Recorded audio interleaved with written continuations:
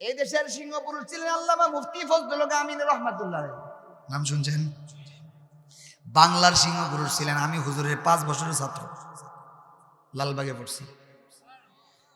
লালবাগ মাদ্রাসায় হুজুররা অনেকে রাজনীতিবিদ হিসাবে চিনে, অনেকে এমপি হিসাবে চিনে, অনেকে অনেকভাবে চিনে, গরম বক্তব্য দেন, এটা চিনে। কিন্তু আমার 5 বছরের জিন্দেগিতে হুজুর আমার অনেক আদর করতেন। আমি ক্লাসে 1 নম্বর ছাত্র হিসেবে অনেক আদর করতাম। হুজুররে আমি কখনোই দেখি না যে রাতের বেলা ফজর নামাজের আগে কোনোদিন ঘুমাইছে, এমন 5 বছরে আমি দেখি নাই। পুরোটা রাত্র আমরা বুখারী পড়ছি হুজুরের কাছে, 28.5 পারা, 30 পারায় বুখারী, 28.5 পারা বুখারী পড়ছি হুজুরের কাছে আমরা, আমাদের সাথী ভাইরা। রাত 1টা থেকে 2টা থেকে ফজর পর্যন্ত এই সময় শেষ সত্রে হুজুর বুখারী শরীফ পড়াইতেন। আল্লামা জুনায়েদ বাগদাদী রহমাতুল্লাহি আলাইহি অনেক বড় বুজুর্গ ছিলেন।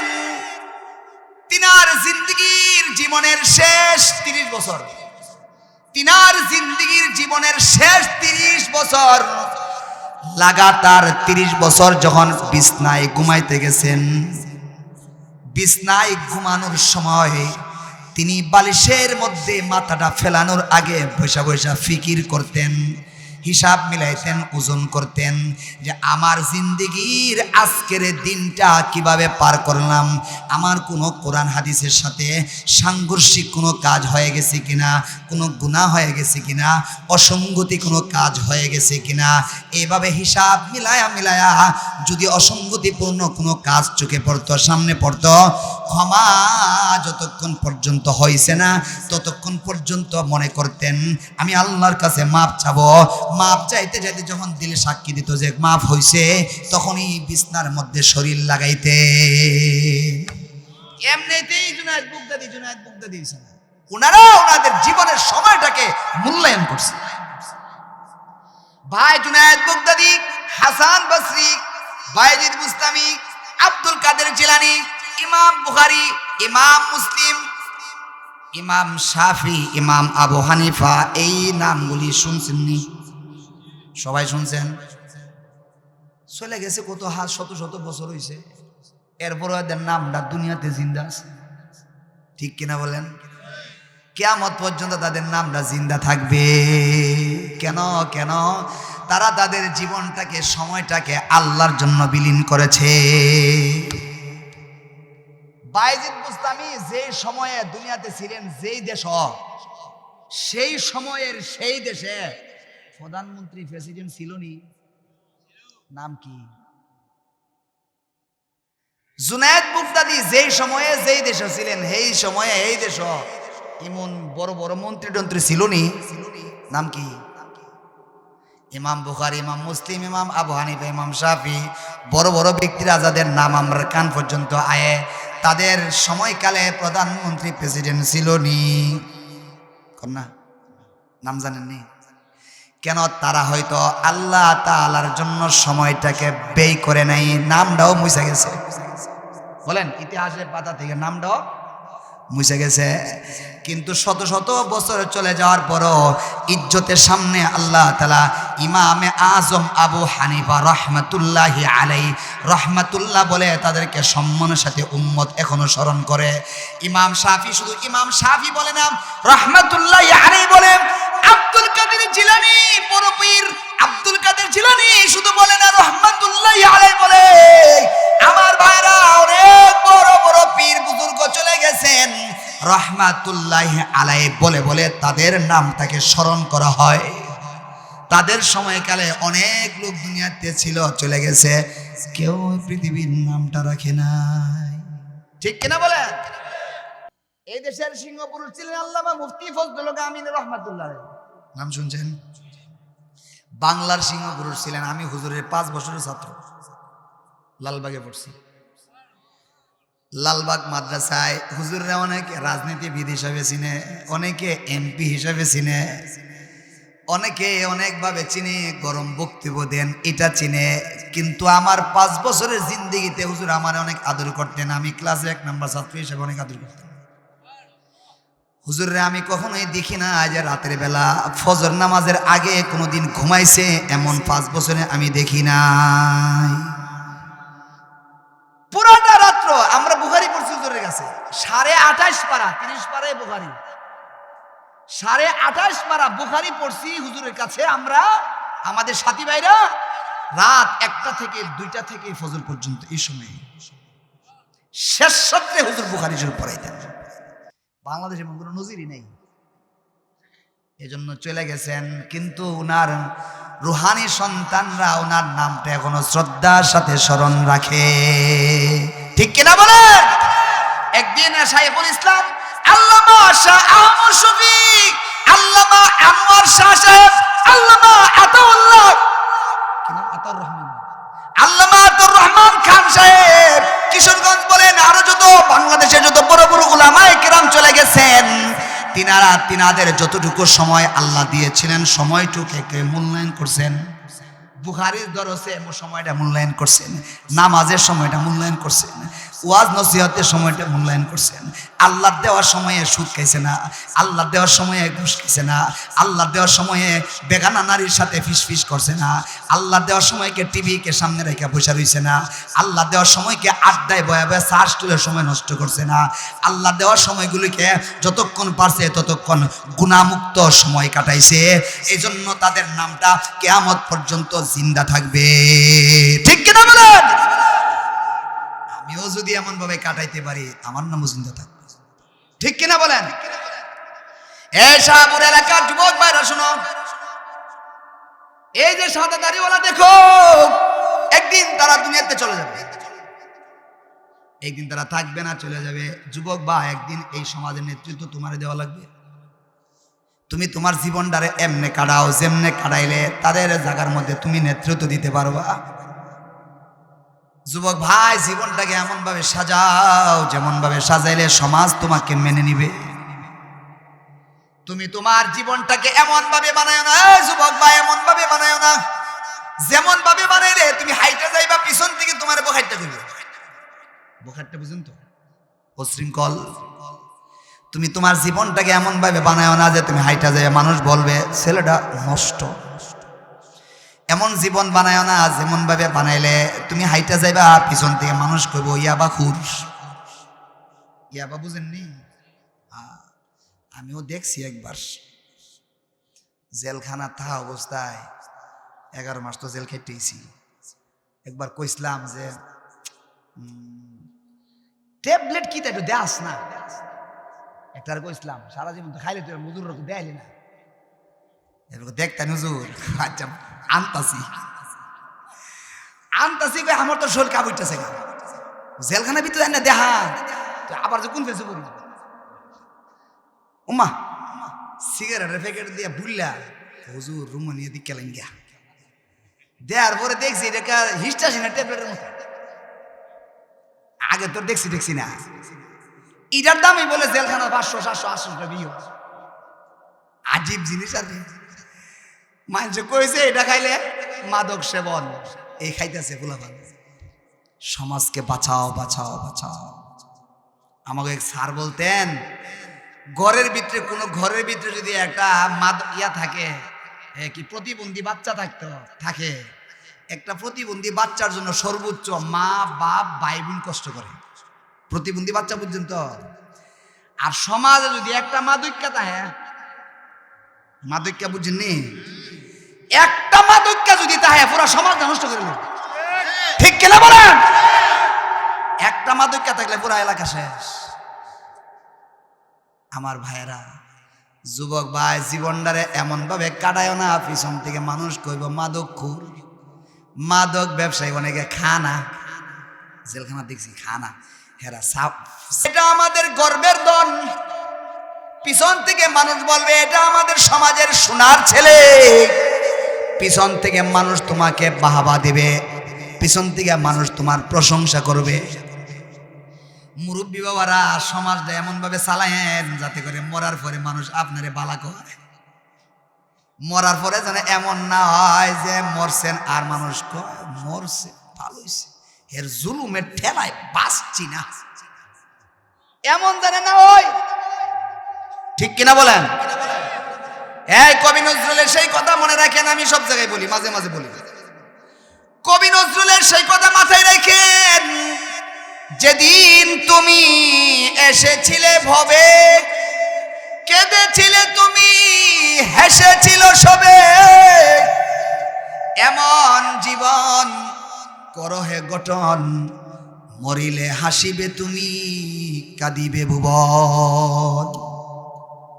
যেদিন তুমি এসেছিলে ভবে, ভব মানে কি পৃথিবী, যেদিন তুমি এসেছিলে ভবে, কেঁদেছিলে তুমি, হুয়া হুয়া করে কেঁদেছিলে তুমি, তোমাকে পায়া আত্মীয় স্বজন মা বাপ মিষ্টি খায়া, আকিকার গোশত খায়া হেসেছিল সবে, হুয়া হুয়া করে কেঁদেছিলে তুমি, খায়া খায়া হেসেছিল সবে, এমন জীবন করো হে গঠন, মরিলে হাসিবে তুমি, কবরে জান্নাত পায়া হাসিবে তুমি, তোমাকে হারায়া কাঁদিবে ভুবন। পুরা পৃথিবী তোমার এলাকাবাসী সবাই মিলে কানবে, কাঁদবে, চোখের পানি ফেলাবে, এমন একটা জীবন তুমি বানাও। এমন আশায় পয়সা দেখো না। জানাজার মাঠে লাশটা রাখছে, একজন গিয়ে লোকটা কেমন আছেন, এমন আসেনি এলাকা, কিছু সব এলাকা, কিছু কিছু এলাকাত কি ও লোকটা কেমন আছেন, সবাই মিললে কি কয় বলেন না, হ্যাঁ ভালো ভালো ভালো, সারা জীবন সুদ খাইছে, বলেন কি খাইছে, সারা জীবন সুদ খাইছে, এরকম বালা, এই বালা বালা নি কন্যা, সারাটা জীবন ঘুষ খায় খায় বিচার করছে, আসেনি এমন, সারাটা জীবন ঘুষ খাইছে, ডাইনের তো খাইছে, বামার তো খাইছে, কার্য প্রথমে লাগাইছে, লাগাইয়া ঠিক করতে যাবে ঘুষ খা। সব সর্দার না, কিছু সর্দার আছে, কষ্ট পাইতেছে, অসুবিধা না, আমার আগামী বছর দাওয়াত এনে দিত না, এ তো অসুবিধা নাই, তো আমরা ঠিক কম ঘুষখোর আসেনি ও সমাজে, হ্যাঁ ঘুষখোর যদি ঘুষ খায়া খায়া বিচার করেন, সমাজে দাঁড়ায়া জানাজার মাঠে দাঁড়ায়া যদি আপনাকে ভালো বলে, এই ভালো ভালো না।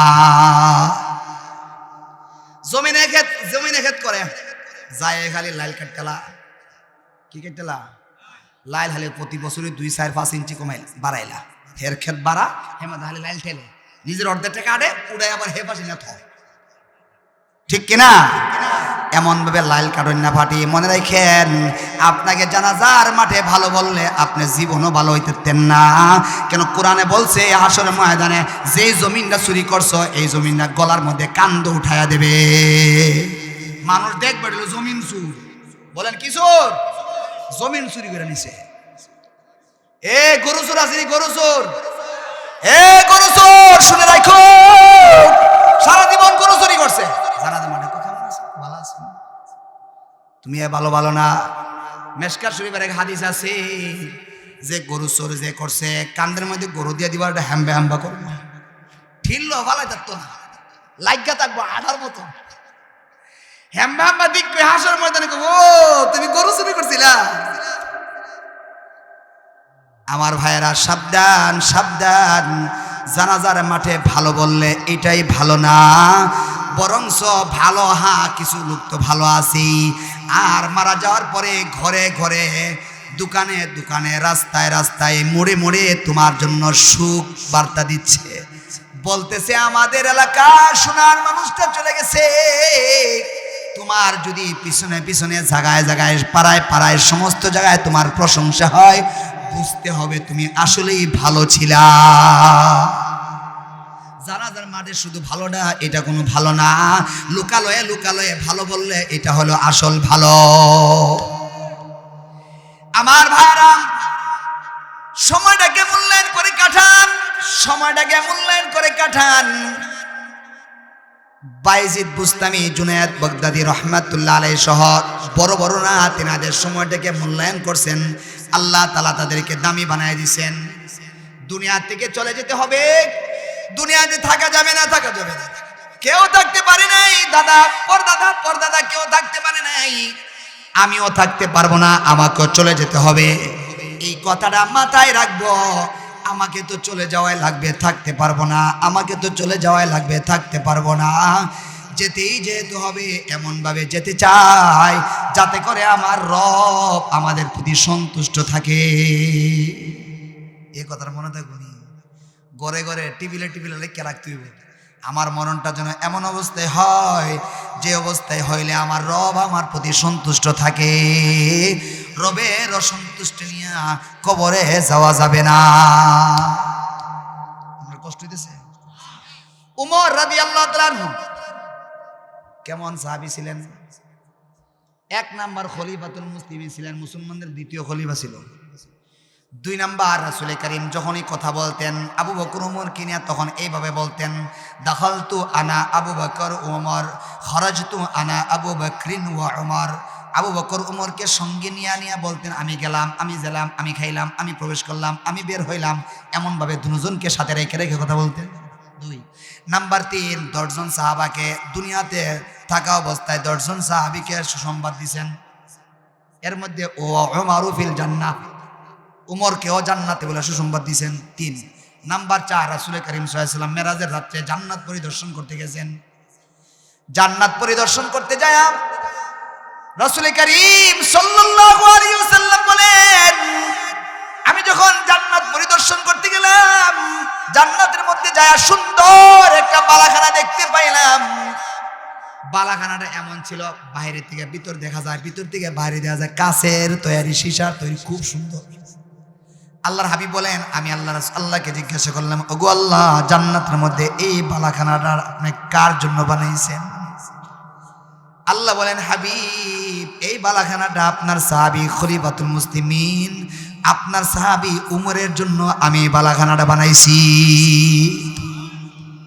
নাম্বার 5, হযরত রাসূল করিম সাল্লাল্লাহু আলাইহি ওয়াসাল্লাম, বুখারী হাদিস, লিকুল্লি নাবিয়্যিন মুহাদ্দাসুন ওয়া মুহাদ্দাসি ওমর ইবনুল খাত্তাব। প্রত্যেক নবীর জন্য একজন মুহাদ্দাস আছে। মুহাদ্দিস না, মুহাদ্দিস না হাদিস পড়ানেওয়ালা, মুহাদ্দাস আছে। আমি নবী মুহাম্মদুর রাসূলুল্লাহর মুহাদ্দাস হলো ওমর রাদিয়াল্লাহু তাআলা আনহু।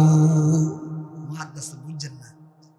মুহাদ্দিস হলো যে হাদিস পড়ায়, আর মুহাদ্দাসুন বলা হয় মুতাওয়াহহামুন, যার উপরে ইলহাম থেকে, যার উপরে আল্লাহর পক্ষ থেকে যার দিলের মধ্যে সরাসরি ইলহাম হয় তাকে বলা হয় মুহাদ্দাস। বুখারী হাদিস। যে ব্যক্তির দিলের মধ্যে আল্লাহ প্রদত্ত ইলহাম হয় তাকে বলে মুহাদ্দাস। পূর্বের নবীদের এক একজন উম্মত ছিল এরকম, যাদের দিলের মধ্যে আল্লাহর পক্ষ থেকে ইলহাম হইত। আর আমি নবী মুহাম্মদুর রাসূলুল্লাহ সাল্লাল্লাহু আলাইহি ওয়াসাল্লামের উম্মতের মাঝে আমার উমর হলো মুহাদ্দাস, সরাসরি তার দিলের মধ্যে আল্লাহর পক্ষ থেকে ইলহাম হয়। এমন সাহাবী ছিলেন। এজন্য 21 অথবা 18টা আয়াত রাসূল করিম সাহাবায়ে কেরামকে নিয়ে মশওয়ারা করতেছে। তো মশওয়ারার মধ্যে প্রত্যেকে যার যার মতো করে খেয়াল দেন। 21টা মজলিসে বা 18টা মজলিসে উমর রাদিয়াল্লাহু তাআলা আনহু যেইভাবে খেয়াল দিছেন, ঠিক ওইভাবেই মশওয়ারার পরে কোরআন আয়াত নাযিল হইছে। এজন্য রাসূল বলেন, প্রত্যেক নবীর জন্য ইলহাম প্রাপ্ত কিছু সাহাবী আছে, কিছু লোক আছে, আমি নবীর সরাসরি আল্লাহ প্রদত্ত ইলহাম হয় যার দিলে, তিনি হলেন উমর রাদিয়াল্লাহু তাআলা আনহু জান্নাতি। দুনিয়া থাকা অবস্থায় সুসংবাদ পাইছিনিও, কথা কই না? উমর রাদিয়াল্লাহু তাআলা আনহু রাসূলের দুনিয়াতে যাওয়ার পরে, আবু বকর যাওয়ার পর খলিফা হইছে। সুসংবাদ কিন্তু মাথায় আছে, মনে রাখেন। উমর রাদিয়াল্লাহু তাআলা আনহু জীবনের শেষ ফজর নামাজ পড়াইতেছে, জামাত পড়াইতেছে, ইমামতি করতেছেন। খ্রিস্টান শিয়া ব্যক্তি আবু লুক নামে এক ব্যক্তি সাথে খঞ্চন নিয়া ফজর নামাজে শরীক হইছে। উমর রাদিয়াল্লাহু তাআলা আনহু যখন সেখানে গেছেন, নামাজ পড়াইছেন, শেষ রাকাতে গেছে পরে উমর রাদিয়াল্লাহু তাআলা আনহুকে বুকের মধ্যে বা ফুসফুস বরাবর ওই খঞ্চর দিয়ে আঘাত কইরা জীবনের দুনিয়াতে শহীদ করার প্রথম ধাপ সেরে ফেলছে।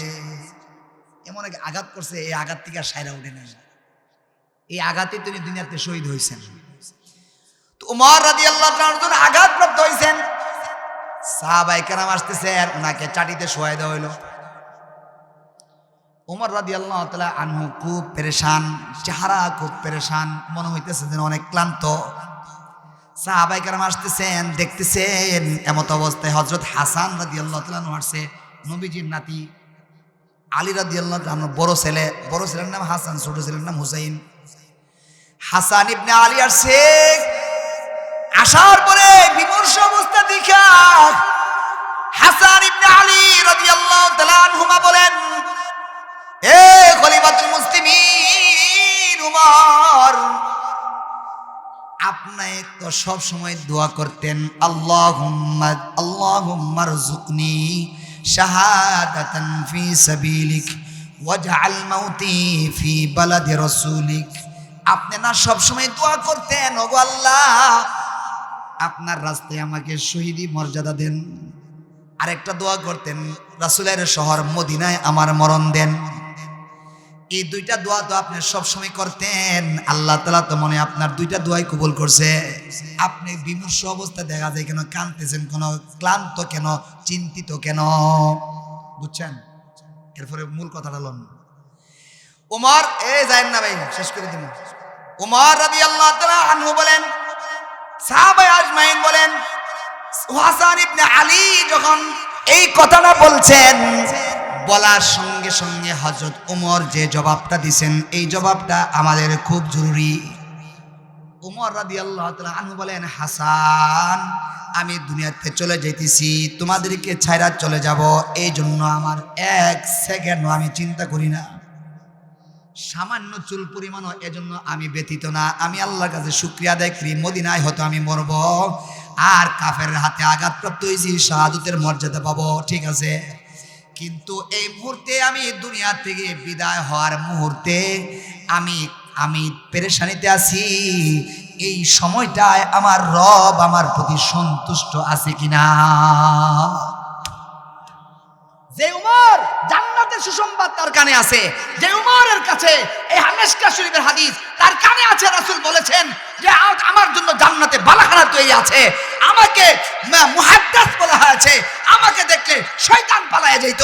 এমন একজন জলিল কদর খলিফাতুল মুসলিমিন ওমর ইবনে খাত্তাব মরণের মুহূর্তে কি বলেন, আমার তো ভয় হচ্ছে এই মুহূর্তে আমার রব আমার প্রতি সন্তুষ্ট আছে কিনা। ভাই তাহলে আমাদের কি চিন্তা করা উচিত বলেন একটু? পারবো না ইনশাল্লাহ চিন্তা করতে? আসুন এখন থেকে একটু ভাবি, একটু চিন্তা করি। আল্লাহ আমাদের সবাইকে তৌফিক দেন, সকলে বলে আমিন।